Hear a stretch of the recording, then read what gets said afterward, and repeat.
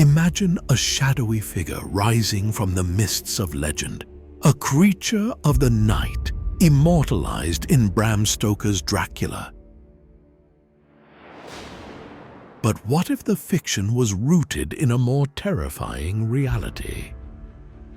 Stoker's infamous vampire drew his name and aura of dread from a historical figure far more bloodthirsty than any myth, Vlad the Impaler, the 15th century Wallachian prince. Known for his unyielding defiance of the Ottoman Empire and his chilling penchant for impaling enemies, Vlad earned the moniker Dracula, or Son of the Dragon.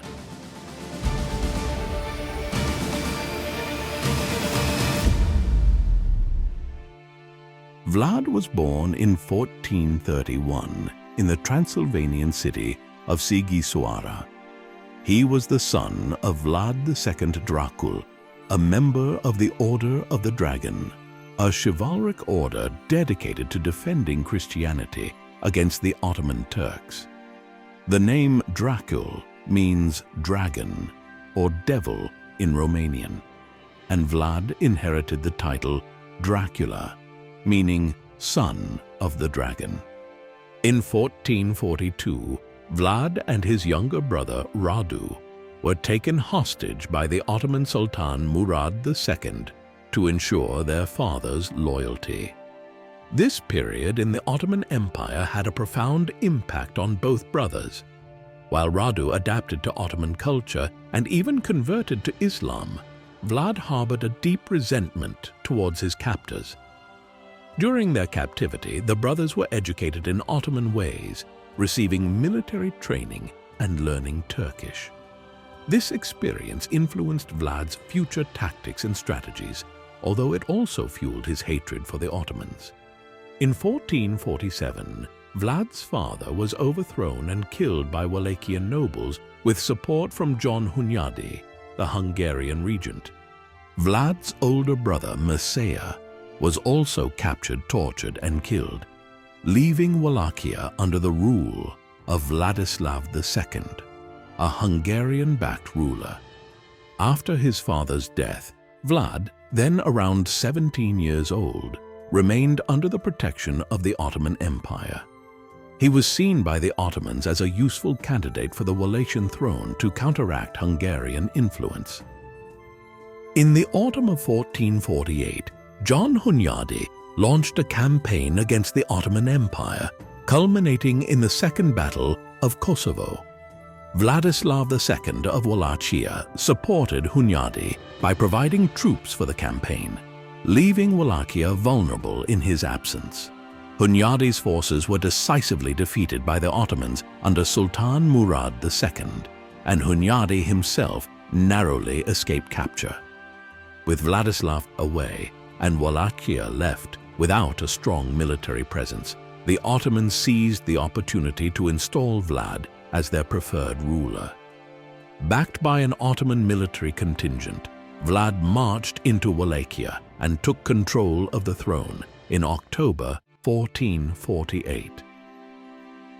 Vlad's first reign lasted only a few months.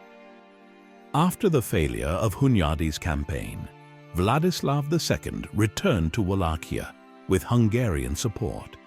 He quickly rallied his forces and marched back to reclaim his throne. Vlad, unable to withstand Vladislav's counterattack, fled to the Ottoman Empire for safety. Following his ouster, Vlad spent the next few years in exile, navigating the volatile politics of the region. He continued to build relationships and alliances, eventually aligning himself with Hungary in his later bid for power. Wallachia remained under Vladislav's rule until 1456, but the region continued to be a battleground for Hungarian and Ottoman influence. The Ottoman conquest of Constantinople in 1453 shifted the balance of power in the region. Hunyadi intensified his efforts to resist Ottoman expansion, which aligned with Vlad's ambitions to reclaim Wallachia as a buffer state against Ottoman advances. In 1456, Hunyadi launched a campaign to defend Belgrade from Ottoman forces under Sultan Mehmed II. During this campaign, Vladislav II, the ruler of Wallachia, sided with the Ottomans, further alienating him from Hunyadi and weakening his position. Vlad joined forces with Hunyadi, taking advantage of Wallachia's weakened leadership. With Hungarian military backing and the support of discontented Wallachian boyars, Vlad prepared to reclaim his throne. Hunyadi died in August 1456, but his victory at Belgrade and his weakening of Ottoman-backed forces left a power vacuum. Around the same time, Vlad confronted Vladislav II in battle, killing him and securing the Wallachian throne. The circumstances of Vladislav's death remain unclear, but it is widely believed that Vlad personally killed him in combat. After seizing the throne in 1456, Vlad worked to consolidate his authority and establish control over Wallachia. He ruthlessly purged the Wallachian nobles, many of whom had betrayed his father and brother.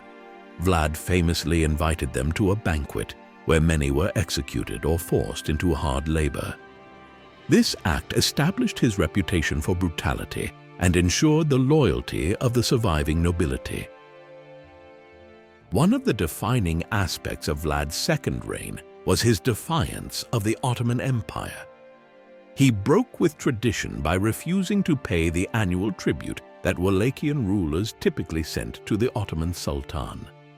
Vlad's refusal to pay tribute aligned him with Hungarian interests and Christian Europe's broader resistance to the Ottomans. Sultan Mehmed II initially sent envoys to Wallachia to demand the overdue tribute. According to some accounts, Vlad responded by arresting the envoys and having them impaled, sending a clear message of his rejection of Ottoman demands. This act not only escalated tensions, but also revealed Vlad's ruthlessness and disdain for Ottoman authority.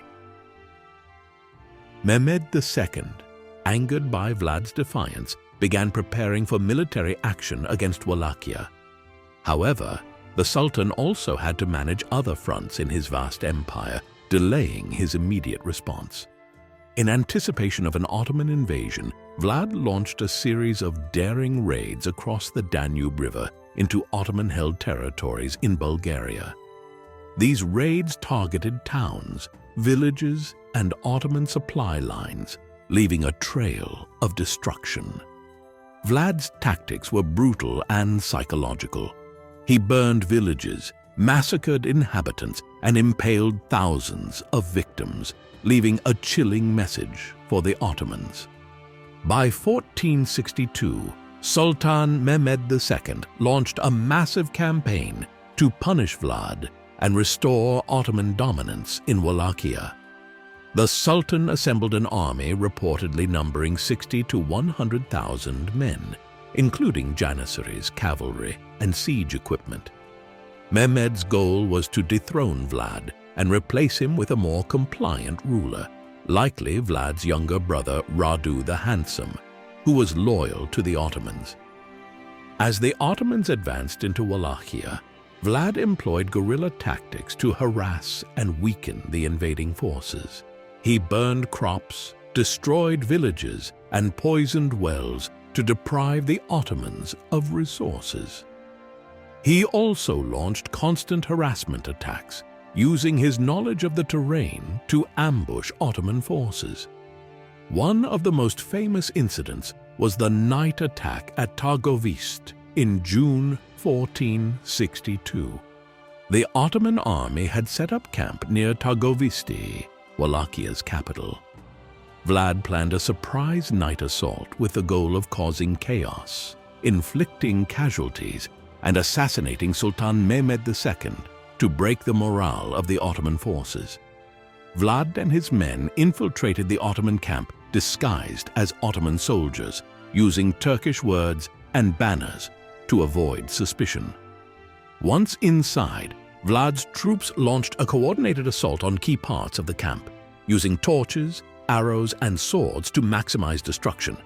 Fires erupted, and the chaos caused the Ottoman soldiers to attack each other in the confusion. mistaking friends for enemies. However, due to either faulty intelligence or the sheer size of the Ottoman camp, Vlad's forces attacked the wrong section of the encampment and missed the Sultan's tent. Despite the heavy losses and morale shock, the Ottomans regrouped and continued their advance toward Targovista. Vlad's forces, though successful in delaying the Ottomans, were too small to stop the massive army. As the Ottomans approached Targovista, they encountered one of Vlad's most infamous acts of psychological warfare. A forest of impaled corpses, reportedly numbering around 20,000 victims, lined the road leading to the capital. This gruesome sight horrified the Ottoman army and reportedly caused Mehmed II to retreat temporarily, leaving a smaller force to continue the campaign. Vlad's reliance on terror and his harsh treatment of the Wallachian nobility made him many enemies. As the Ottomans advanced, some Wallachian nobles defected to the Ottoman side, further weakening Vlad's position. With Ottoman support, Vlad's brother Radu was installed as the new ruler of Wallachia. Many Wallachians, weary of Vlad's brutality and the constant warfare, accepted Radu's rule. Defeated and outnumbered, Vlad fled north to seek refuge with the Hungarian king, Matthias Corvinus. However, the Hungarian king had his own political concerns and eventually imprisoned Vlad, possibly to appease the Ottomans. Vlad spent approximately 12 years in Hungarian captivity, during which time his reputation as a defender of Christianity and his notoriety as a ruthless ruler both grew. By the mid-1470s, the Ottomans were increasingly threatening Hungary and the surrounding regions, making Vlad a valuable candidate for reclaiming Wallachia as a buffer state. With Hungarian and Moldavian forces, he launched a military campaign to retake Wallachia. The combined forces defeated the Ottoman-backed troops, and Vlad was reinstated as a ruler of Wallachia in November 1476, marking his third reign. Shortly after reclaiming the throne, Vlad faced an Ottoman-backed invasion. During a battle in late 1476 or early 1477, he was killed. His body was reportedly decapitated, and his head was sent to Sultan Mehmed II in Constantinople as proof of his death.